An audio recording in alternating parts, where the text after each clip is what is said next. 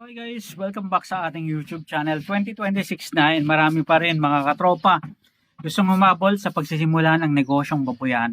Ngayong araw na to, pag-usapan natin magkano na ba ngayong 2026 ang maaaring maging puhunan para makapagsimula ng isang negosyong babuyan, pati ng business. Kabady, mag-aalaga ng 10 baboy.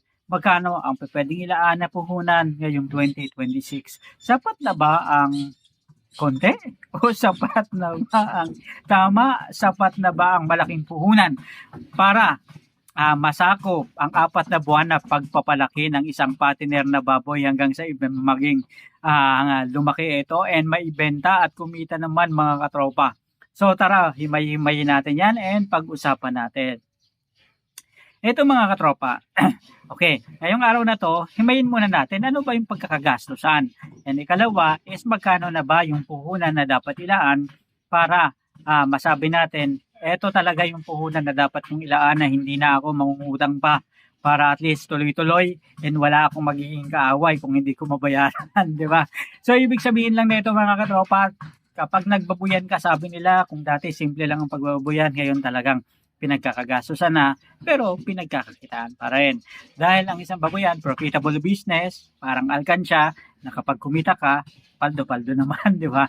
Pero kapag nalugi ka dahil hindi tama ang proseso at pagmamanage mo ng yung babuyan, then better luck next time and then take it, charge it to experience. Ayan, yun yung sabi nila mga katropa.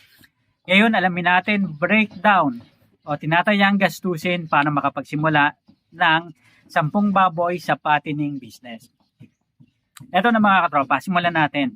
Una, bibili tayo ng piglets. And sa pagbili natin ng piglets, tinatayang maaaring magkahalagayan ng 4,000 to 5,500. Ito mga katropa is depende sa kung saang lugar kayo ha.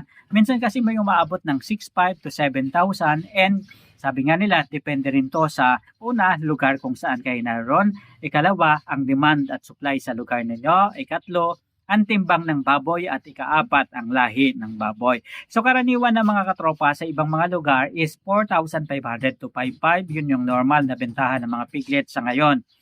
Ibig sabihin lang nito kung 10 baboy ang aalagaan natin o target nating alagaan, maaaring pumalo yan ng 45,000 hanggang 55,000. Piglets, number 1.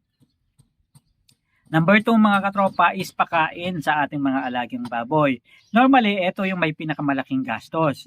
And maaaring mag-average ito ng 5,000 to 6,500 para sa bawat isang baboy. Ngayon mga katropa, bakit ba 5,000 to 6,500 o minsan pa nga 7,000 o 8,000?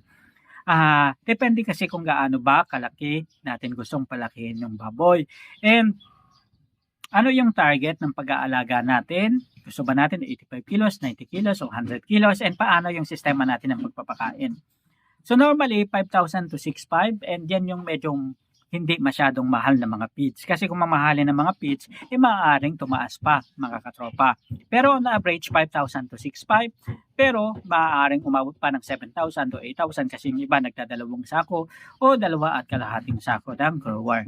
So depende yan kung gaano ba gusto nyong mapalaki ang inyong mga alagang baboy. So sa pagkain mga katropa sa feeds, maaaring gumastos ng 50,000 hanggang 65,000 pesos. Ikalawang gastusin, which is eto nga yung pinakamalaki. Ikalawa, sa pinakamalaki is yun ngang puhunan natin sa piglets. Ngayon kung may sarili kayong babuyan, dapat binibili nyo rin yung baboy, binabayaran nyo yung sarili nyong babuyan para at least masiguro na yung pag-compute natin ng tunay na gastos sa pagsisimula ng negosyong babuyan talagang totoo at tama at hindi natin nililibre yung mga katulad nito. Kasi sa pagninegosyo, kailangan bawat aspeto ng mga pinagkagastusan natin i-compute natin para matansya natin kung magkano talaga yung puhunan na inilaan natin and ma-realize natin at ma-compute natin ng tama yung kikitain natin sa bandang huli kapag nagbenta na tayo. Number 3, veterinaryo at gamot. Bakit veterinaryo at gamot? Importante kasi na meron tayong mga kaibigan, katropa ng mga veterinaryo and meron din tayong budget sa paggamot ng ating mga alaga. Kasi minsan yung iba na pumapasok sa negosyong ito wala pang mga sapat na kaalaman. And karaniwan na sa mga baboy is yung nagkakaroon ng sakit, kailangan i-deworm and kailangan turukan ng vitamins, which is vaccination importante mga katropa para maiwasan yung pagkakasakit ng ating alaga and magtuloy-tuloy yung kanilang paglaki. Maaari tayong mag-budget ng 3,000 to 5,000. Sabi nila masyado ng malaki to. Oo, masyadong malaki. Pero dapat kasi may contingency fund tayo. And dito na natin ilagay yung contingency fund natin para in case is may maduduko tayo na pera pambili in case of emergency. Kasi yung mga gamot naman ng baboy, minsan nagkakalaga ng 200, 300. So at least meron tayong reserva na pera. So 3,000 to 5,000 mga katropa. Ika-apat na gastusin is yung kuryente at tubig. So wag nating ililibre yung kuryente at tubig. Maaari tayong gumastos ng 2,000 to 4,000 o 1,000 average per month. So sa ganitong sistema kasi mga katropa, mas nakikita natin na ay ganun pala yung gastos sa pag-aalaga ng baboy.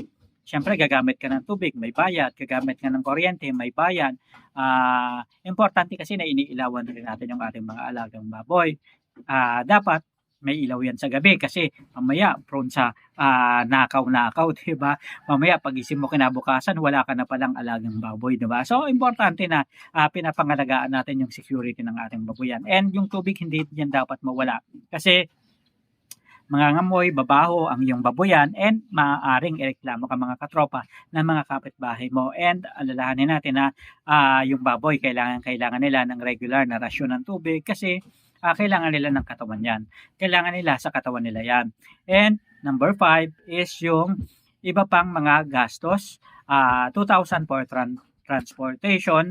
And yung sa pagbili-bili kasi ng mga feeds mga katropa, syempre ito transport mo yan.